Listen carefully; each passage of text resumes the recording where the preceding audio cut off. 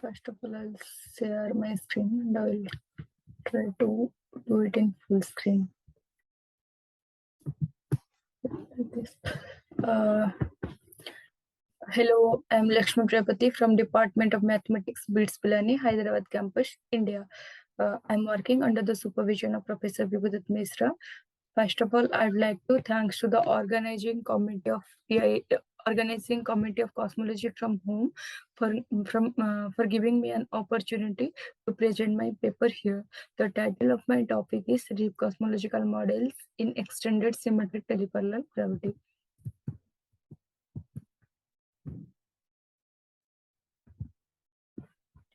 These are my outlines of topic. First, I'll give a brief introduction. Here, based on my topic, three things are very much important: curvature, non-metricity, and torsion. So, by taking some figure, I'll explain it. And now I'm coming to then I will coming to the overview of acute gravity. After that, mathematical formalism, where all the mathematical formalism is well written and the formula is also written. And then I'll explain three Rip cosmological models. Here we have taken big Rip, pseudo Rip, and little Rip. Then we'll analyze the model one by one. Then finally results and conclusion. Introduction. So as I already told you, I'll explain here curvature, non-metricity, and torsion. This one is the geometrical representation of curvature. The rotation of a vector transported along a closed curve is given by the curvature. And this one is the figure for torsion. Here, this part you see. This one is a non-closure part. The non-closure part of a parallelogram formed when two vectors are transported along each other is the geometrical description of the torsion. This one is the non-metricity. Non-metricity measures the length of a vector in a parallel transport. Now, as I already told you, curvature, non-metricity, and torsion are three important things. Based on that, we can define the any connection. So here, if we restrict only one condition, I mean the non-metricity is zero, that represent the Riemann-Cartan geometry. If curvature is zero, that represent the teleparallel geometry. If torsion is zero, that represent the torsion-free geometry. If at a time, if we'll take two conditions, like this represent the Riemann geometry. If non-metricity and curvature is zero, that represent the Weissenberg connection. And in symmetric teleparallel gravity, if these two are zero, then that represent the symmetric teleparallel.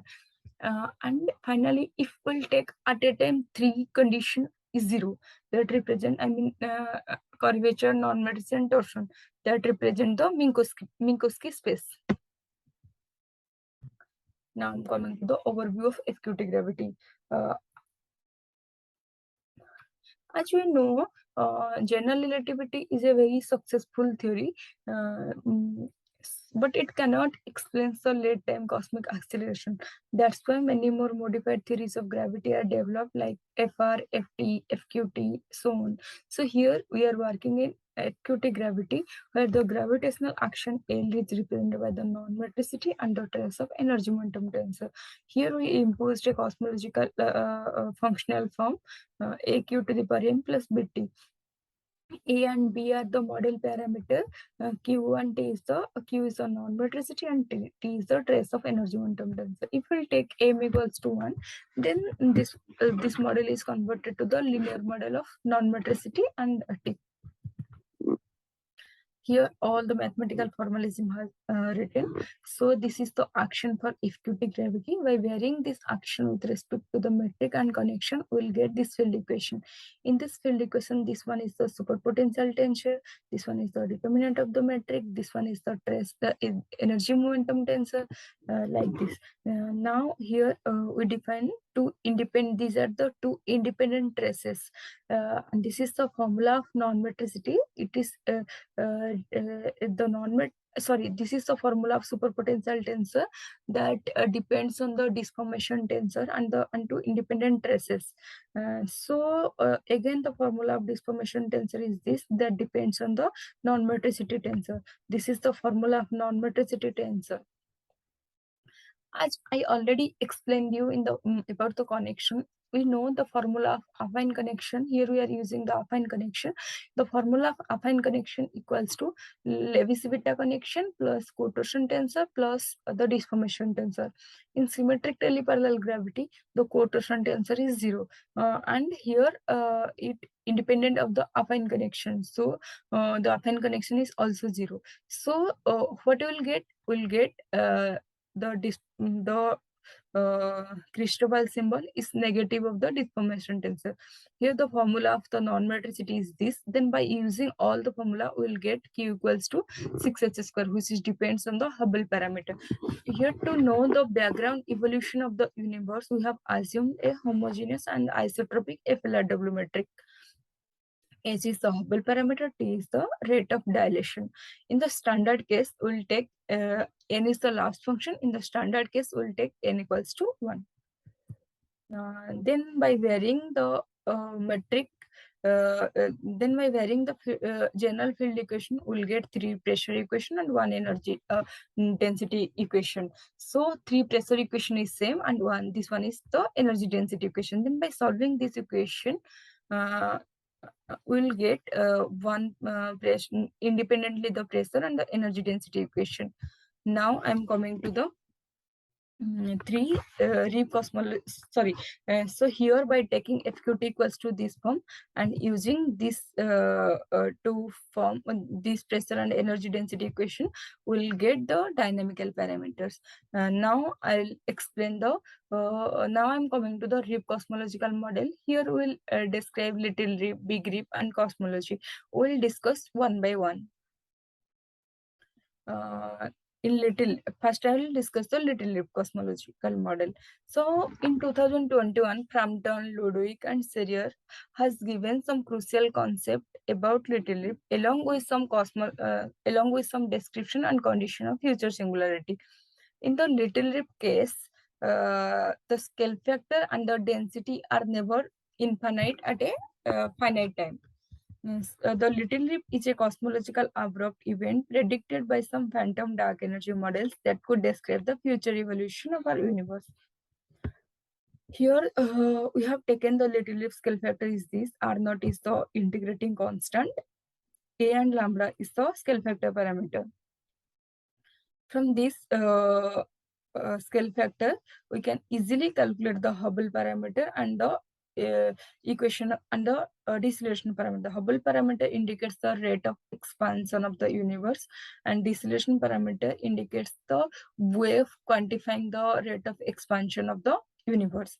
So these two are the two major what you can say, two major parameter in cosmology.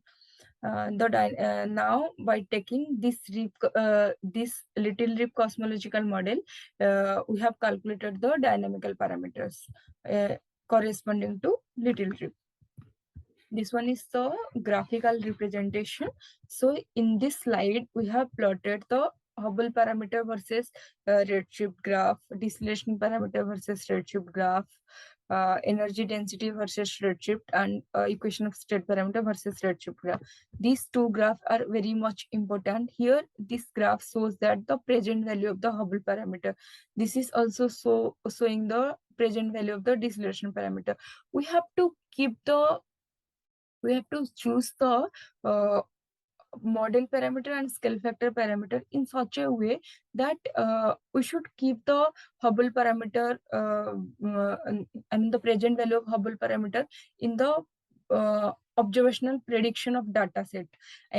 From the observation says that the values of omega will be lying in between this. So we'll choose the parameter in such a way that our model lying within in that range. So based on that, here I have taken this value. So here you also see that the to keep the energy density throughout the positive, we'll choose this value also. Here the energy density graph is showing positive for both the positive and the negative domain. This one is the equation of state parameter graph. At the late time it indicates -1, I mean in the lambda Schmidt line behavior. So based on the values of omega, we can say that our model is lying within which range. If it is less than -1, we can say that it shows phantom behavior. If it is exactly tends to -1, it is we can say that it tends to lambda Schmidt behavior. If it is in between -1/3 to -1, then we say that it is in the quintessence region. Now I am coming to the big rip case. As we know, in big rip case, the scale factor and the density diverges in a singularity at a finite future time. In that case, this is the most well-known finite type future singularity, which is called as the big rip singularity. The density of the dark energy increases with increasing the scale factor, and both the scale factor and phantom energy density can become infinite at a finite time t, which is known as the big rip. In the big rip case, we have taken the scale factor. We have taken this scale factor where R naught is the integrating constant, T s alpha as the are the scale factor parameter. So from here we can easily calculate the Hubble parameter and the energy and the deceleration parameter. Then by using this relation in equation 14, 15, 16, we can easily get the values of dynamical parameter corresponding to the big rip. This is the graph we have drawn here. Here also you can see omega tends to -1. This tends to the lambda. We can say that our model is lying in the lambda Schmidt behavior, and the present value of Hubble parameter is matches to the observational data set. Like supernova predict that the Hubble parameter is lying between some range, and so according that our Hubble parameter, present value of Hubble parameter is showing this, and this is the energy density graph. We can see that throughout the evolution it is showing positive. According to the present observational value of the deceleration parameter, Q equals to -1.08, and the present value of the Hubble parameter for the BR model can be 74.33 km second inverse MPC inverse. Here we have chosen the model parameter like this, and the scale factor parameter this. Now I'm coming to the pseudo-Rip model. As we know, the cosmos begins in the infinite past from a phase where the scale factor was 0, but the Hubble parameter was constant. This situation is known as the early phase pseudo-bank, as the characteristic of these are similar to the fate of pseudo-Rip. The scale factor of pseudo-Rip, we have taken this.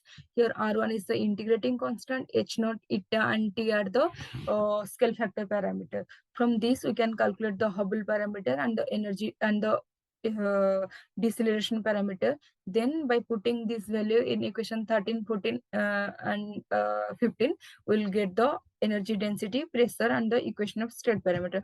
Similarly, here we have drawn the graph, and the model parameter and the scale factor parameter we have chosen like this, and see that the energy density is positive throughout the evolution, and the equation of state parameter is showing tends to -1. This one is the deceleration parameter graph. The present value is showing -1.001, and the Hubble parameter showing the present value 73.600. And now I'm coming to the energy conditions. As we know, the energy conditions are basically derived from the Ricci equation. The behaviors congruence to time, like light like and null like course. So here we have calculated the null energy condition, weak energy condition, strong energy condition, and dominant energy condition. These are all the expression. After calculating this, here we have plotted the graph. As in modified theory of gravity, there is a concept that if the necessary condition is the strong energy condition is violated for showing an acceleration expansion of the universe. If the strong energy condition is violating, that indicates the accelerating expansion. So here you can see that in my graph also the strong energy condition is violating, so it indicates the accelerating behavior of the universe. And this is the the null energy condition graph. It lying below the null line, and this one is the graph of dominant energy condition. It is satisfied. So this is the graph for little rip model. Similarly, I have calculated the expression for big rip and pseudo rip, and I have plotted the graph here. Here is the expression of big rip model for null energy condition. This one is sorry, it is it is not showing here. This one is the strong energy condition expression. This one is the dominant energy condition. Here you see that also in big rip case the strong energy condition is violating. It indicates the accelerating expansion of the universe. And this is the energy condition of pseudo rip model. We have calculated here, and here also the strong energy condition is violated. The null energy condition is lying below the null line, and the dominant energy condition is satisfied. Now I'm coming to the result and discussion part. Already everything I explained in my slide. So based on that, here I have given a summary. The first point is the motivation behind an little rip model is to avoid singularity at finite time scale. And therefore, in this model, we cannot demonstrate the transit behavior of the universe from a decelerated phase of expansion to an accelerated one. The second point is the equation of state parameter in case of little rip model, though shows a phantom type behavior, but it remains very close to the lambda CDM line. Whereas in big rip model, it entirely remains on the lambda CDM line. And the third point is at the same time in pseudo rip model, I already explained you, it shows similar behavior as in little rip, except the fact that in PR model, it remains in a future narrow range. And also this thing I mentioned when I explained that the energy condition in modified theory of gravity, the necessary condition is the violation of the strong energy condition. In all the three model, in our case, in all the three model, violation of strong energy condition and satisfaction of dominant energy condition are obtained. The interesting behavior we noticed is that the NEC appears just below the null line. It indicates that the contribution from NEC is almost negligible in these models. Finally, based on our model, we can conclude that no singularity scenario appear in the accelerating model. So the study